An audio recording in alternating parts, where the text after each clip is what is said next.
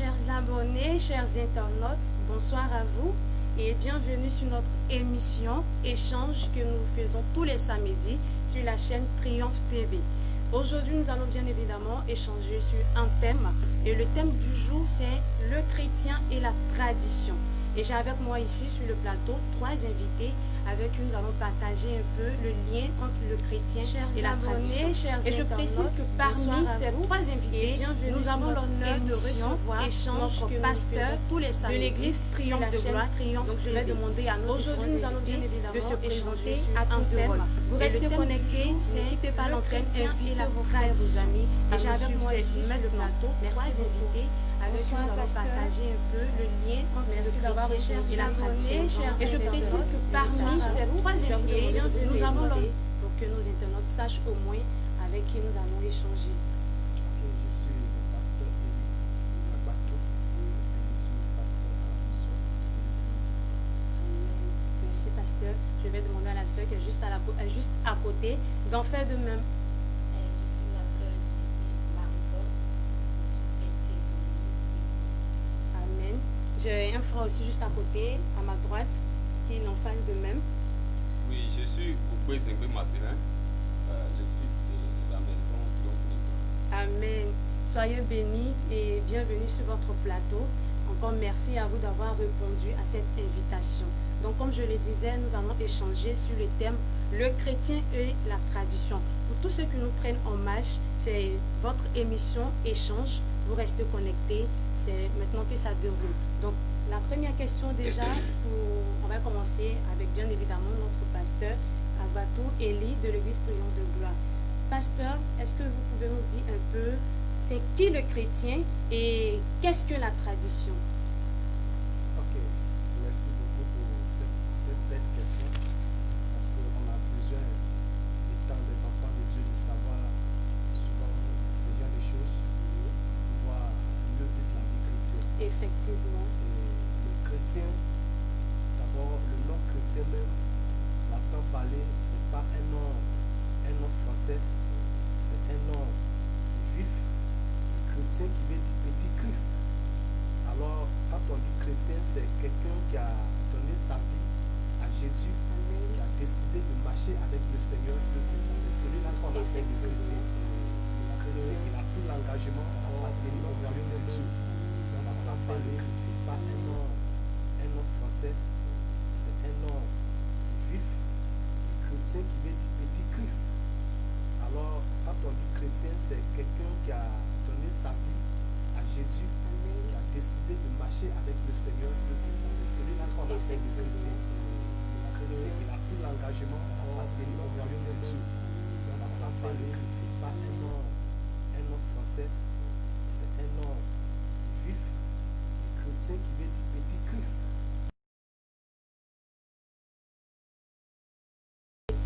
Et c'est quoi la tradition? Merci beaucoup de m'avoir donné la parole. Bon, en premier point, je vais parler le chrétien ici, c'est celui qui professe sa foi en Jésus-Christ. Ça veut dire quoi? Celui qui prononce ses vœux selon l'ordre religieux. Et l'ordre religieux, c'est le christianisme. Donc, selon moi, un chrétien, c'est celui qui a conversé avec Jésus, qui a accepté Jésus-Christ comme son sauveur. Amen. Et qui reconnaît tout ce qui est comme Tiens, et c'est quoi la tradition? Dieu lui impose dans la vie. Donc, c'est celui-là qui est un chrétien. Et on parle de la tradition. D'autre part, la tradition, c'est celui qui dit ici la tradition, il y a deux volets. Il y a la tradition avec grand T. La tradition avec grand T, c'est la tradition au sein de l'Église, au sein de la tradition christianisme. Ça veut dire la tradition qui permet de révéler Dieu au monde entier, c'est-à-dire de transmettre, puisque la tradition c'est le fait de transmettre à des générations des choses, des pratiques. Donc ça c'est la première des choses. Et la deuxième tradition ici, c'est selon notre tradition, notre coutume, c'est-à-dire elle correspond à notre manière d'agir, notre manière d'être, notre manière de faire, notre coutume. Et ces manières-là sont transmises de génération en génération à un montant et dans les Dieu au monde entier. Chère sœur, frère Zengbe, ton avis sur la question? Bon, le chrétien, c'est celui-là même qui a accepté Et la deuxième et qui tradition marche ici, selon selon notre ses coutumes. tradition, notre coutume. Ça Voilà. elle correspond Et à la notre tradition, manière d'agir. Comme la sœur vient de dire, c'est de transmettre ce qu'on a l'habitude de faire. On peut prendre par exemple, chez les Akans, nous avons les fêtes des ignames. Et à l'ouest, nous avons la fête de l'excision. Vous voyez, c'est un peu ça la tradition. Merci à vous pour vos avis partagés sur la question de la tradition et le chrétien. Donc en gros, le chrétien, c'est celui qui a accepté le Seigneur Jésus-Christ. Et la tradition, ce sont des coutumes, on peut dire, que les hommes ont instaurées pour qu'on puisse suivre ça. Donc, ce qui nous amène à demander à vous, tous nos invités, déjà, est-ce qu'un chrétien doit s'intéresser à la tradition? Pasteur, nous allons commencer par vous. Un chrétien doit-il s'intéresser à la tradition? Un chrétien doit-il s'intéresser à la tradition? Ça, c'est la question que je pose. Bon, ce que je peux dire, parce que tout à l'heure, quand j'ai donné la définition de la tradition, j'ai dit comme ça que la tradition, c'est un règlement des hommes. C'est une culture que nos parents ont engagée par rapport à leur mode de vie. Maintenant, ce qu'on doit savoir, est-ce que, parce qu'on n'est pas chrétien, on devient chrétien. Or, avant d'être chrétien, tu étais d'abord dans la tradition de tes parents. Parce que tu es né dedans. Tu es né dans la tradition. C'est là maintenant, un jour tu reçois l'évangile et puis tu deviens maintenant chrétien. Tu acceptes Jésus, tu deviens chrétien. Maintenant, on demande pour savoir, est-ce que celui qui a donné sa vie à Jésus, doit-il encore s'intéresser à la tradition? Donc, si moi je dis que si je dois donner une réponse à cette question, c'est de dire que c'est dangereux. C'est dangereux parce que si tu dois t'intéresser à la tradition, c'est comme si tu es en train de retourner là où tu es quitté. Là, ça devient compliqué.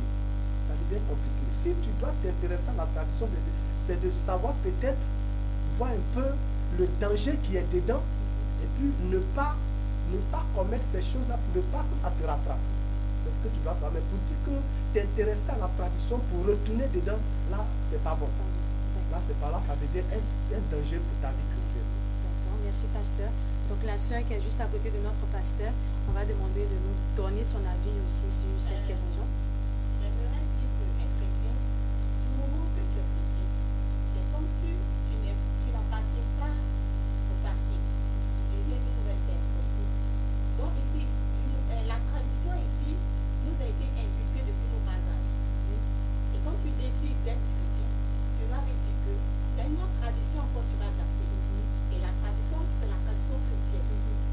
Donc ici, je peux dire un chrétien peut s'intéresser à la tradition. Il y a deux volets. La première, c'est que nous avons ici coutume de faire les mariages traditionnels. Ça vient de notre coutume africaine. Et les mariages traditionnels sont imposés. Ça veut dire pour que tu fasses le mariage civil, il faudrait faire le mariage traditionnel. Donc ça, c'est un élément important que le chrétien peut faire. Mais après ça, il y a d'autres choses qui ne rentrent pas dans le principe de la chrétienté. Et ce qui ne rentre pas dans le principe de la chrétienté, je prends par exemple au nord. Nous avons ici l'initiation au Poro. Et le Poro, ce sont des rituels qu'on fait. Ce sont des rituels qu'on fait. Et ces rituels ne sont pas permis à un chrétien de le faire. Et de là, de ce côté, le chrétien ne peut pas faire participer, comment dirais-je, À cette tradition. À cette tradition. Donc là, c'est mon point de vue qui est là. D'accord. Donc merci. Notre frère Zengbe va nous donner son avis sur la question. Je vais vous dire quelque chose comme ça, que les chrétiens doivent faire très attention. Voilà. Les chrétiens doivent faire très attention. Les traditions que nous parlons, les traditions en réalité ne sont pas en conformité avec les lois de Jésus-Christ. Vous comprenez? Oui. Voilà, parce que quand nous regardons nos parents qui sont au village, Dieu m'appelle Grâce, j'ai grandi au village, je suis né là-bas, et j'ai vu ces choses-là avant de devenir chrétien. Vous comprenez? Voilà. Et nos parents les fêtes de l'excision comme ça, avant que cette fête-là ne vienne,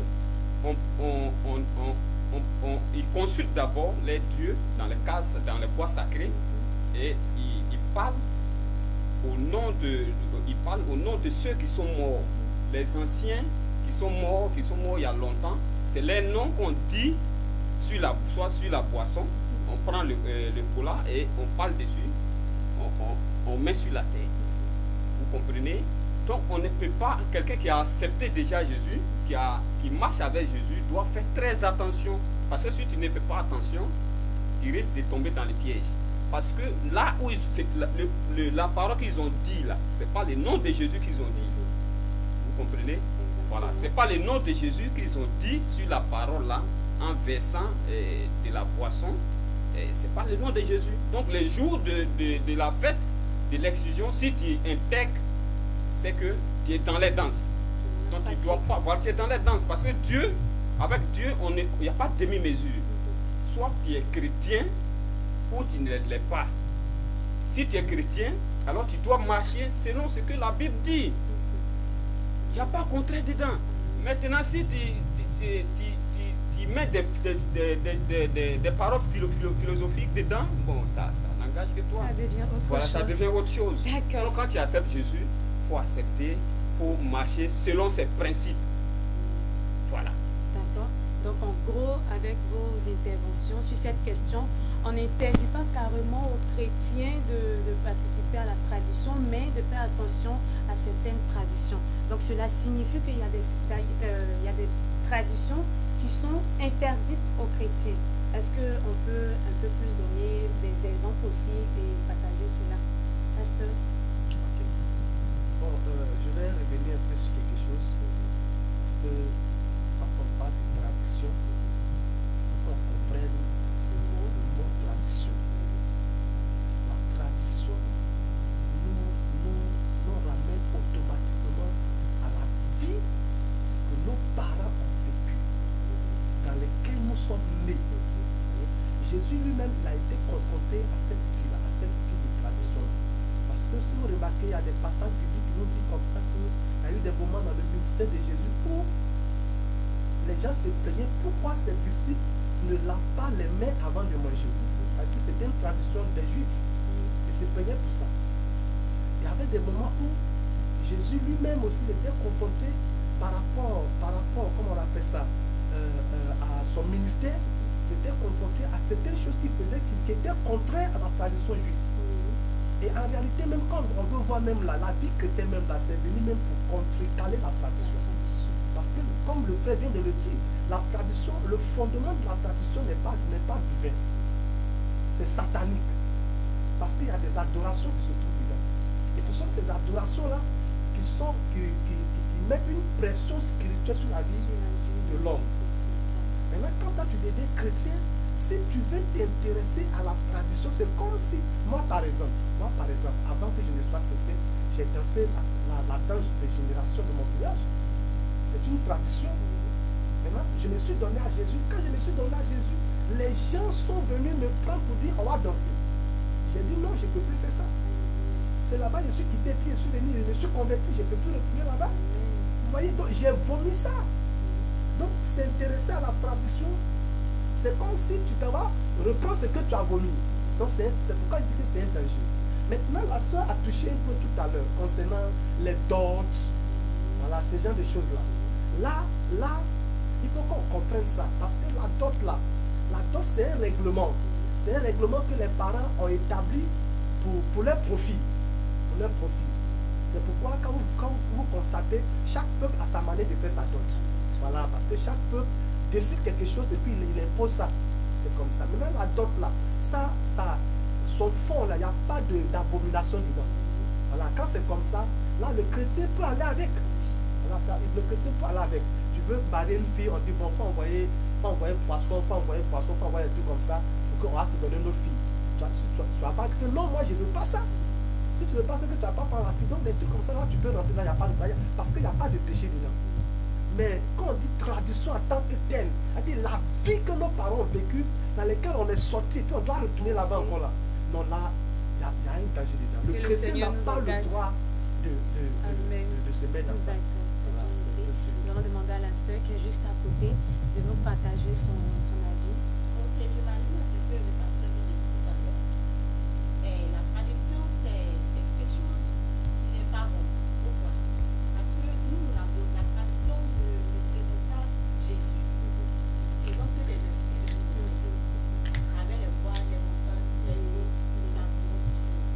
Donc ici, elle ne rentre pas en ligne de compte des versets bibliques. Donc ici, selon moi, la tradition ne peut pas, le chrétien ne doit pas s'adonner à la tradition.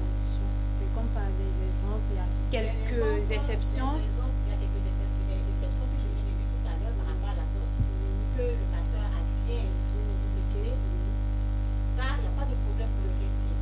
Mais par rapport aux initiatives, genre la danse de taureau, comment dirais-je, la chèvrerie, où on doit introniser en faisant des libations, tout ça là, c'est pas pour un chrétien. Pour un chrétien, tu es déjà chrétien et on veut t'introniser en tant que chef. J'ai eu un exemple, un homme, on devait introniser en tant que chef. Il a accepté, mais il n'a pas accepté les autres contraintes qui étaient là. Il a accepté qu'on l'intronise, mais sans faire de sacrifice, sans faire des rituels. Et il est là. Mais lorsqu'il y a son mot à dire, on le fait à peine, et il vient, il dit ce qu'il y a à dire, et il continue sa vie chrétienne. Mais il n'obéit pas aux règles qui entourent la tradition. Amen. Frère Zembé, Oui. on te passe la troisième question. Peux-tu nous donner quelques exemples de traditions à ne pas faire? Bon, quelques traditions à ne pas faire. Oui. Voilà, c'est quand Ou on alors voit à bien, faire, voilà, c'est-à-dire. comme je l'ai dit tout à l'heure, les fêtes des ignans, les fêtes, comment on dit, de l'excision, voilà. Et il faut faire très attention. Souvent, il y a certaines personnes qui pensent que quand on dit digne fils, parce qu'il faut respecter les parents. Respecter les parents, c'est parce qu'ils ils respectent ces traditions. Donc, je dois m'arranger pour faire la même chose. C'est là, tu ne respectes pas tes parents. Tu n'es pas un digne fils. Parce que d'autres pensent que lorsqu'on est digne fils, c'est parce que c'est lorsque tout ce que le parent dit, ils sont dans les traditions, tu dois prendre poisson dans ta main pour envoyer, pour dire que tu es digne fils, qui n'est pas un digne fils.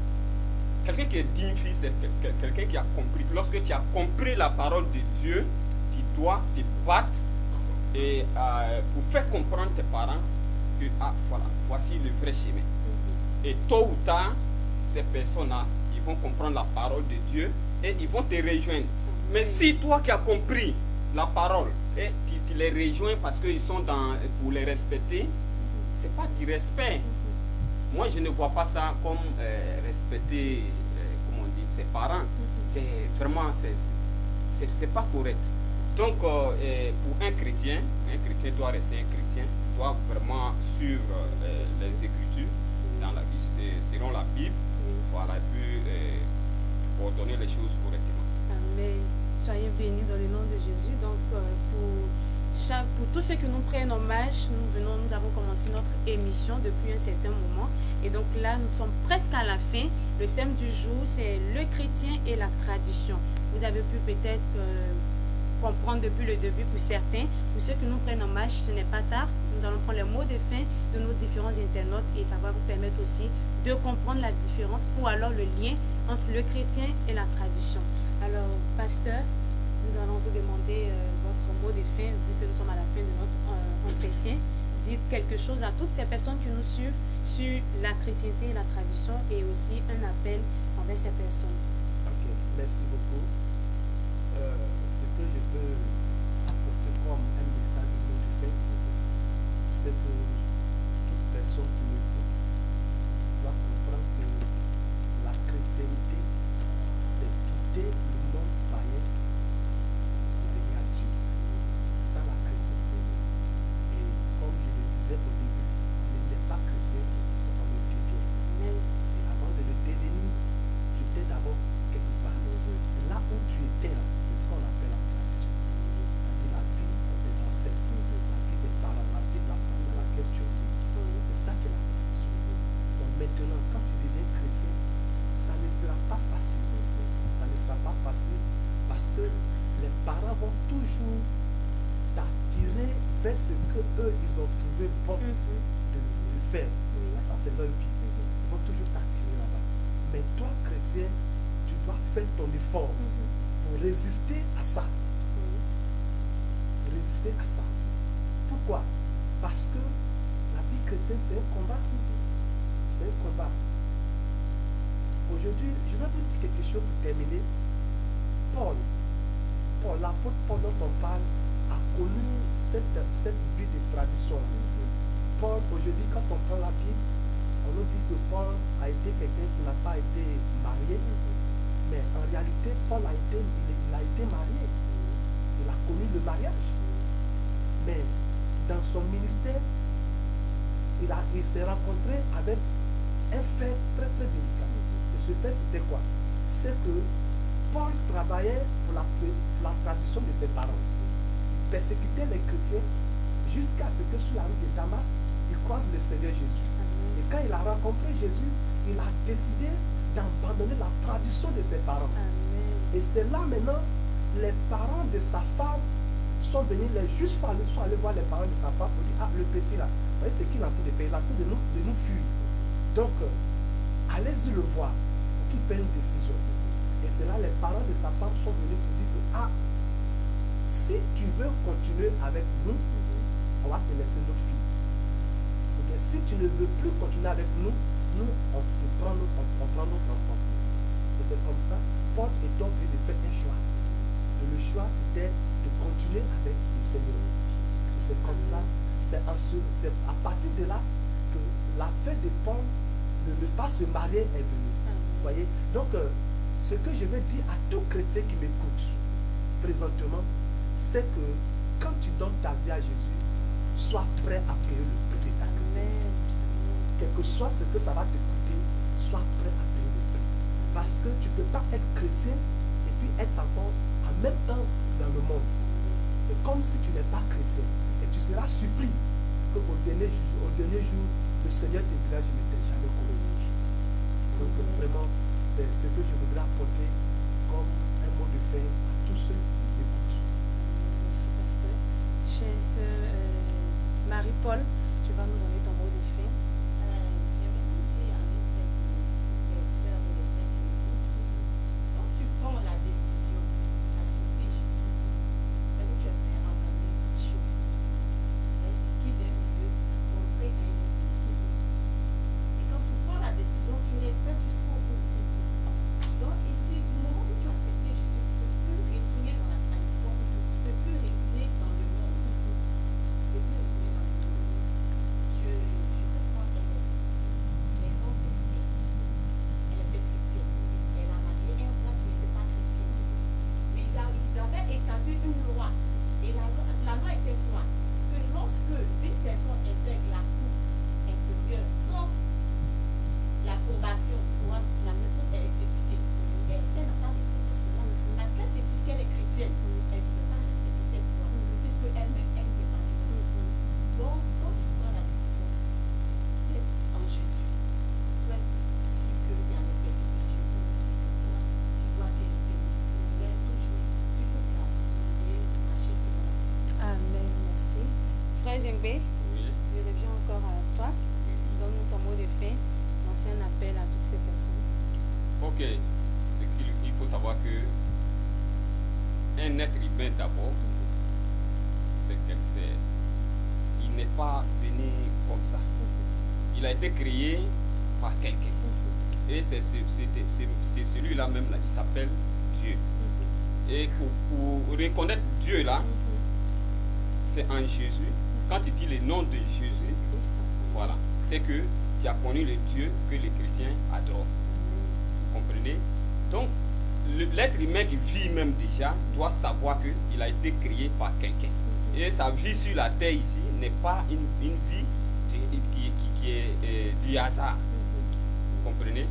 Voilà. Donc, chaque être humain doit d'abord adorer son Créateur. Quelles que soient les difficultés, quelle que soit la situation que tu traverses, tu dois te soumettre aux autres que ton Dieu a prescrit. Vous comprenez? Voilà. Donc, si tu es sur la terre que tu n'adores pas Dieu, tu sais, tes ancêtres, tes parents qui ont vécu avec toi, c'est eux que tu adores, vraiment, c'est pas la peine. Il ne faut plus parler de Dieu, parce que si tu parles de Dieu là, tes parents que tu adores là, parce que quand tu as un problème, c'est tes parents là, tes ancêtres là que tu appelles. Ce qui n'est pas normal. Alors Dieu est là, le Père créateur est là. Et quand tu as un problème, ce n'est pas le Père créateur là que tu regardes, mais c'est tes ancêtres qui ont vécu avec toi, qui sont morts là, c'est eux que tu regardes. Et puis tu dis que, ah, bon, vraiment apporter la joie dans cette famille, faites ceci, faites cela. Cela n'est plus Dieu. Il faut qu'on soit dans les normes. Hein. On prend exemple sur nos parents.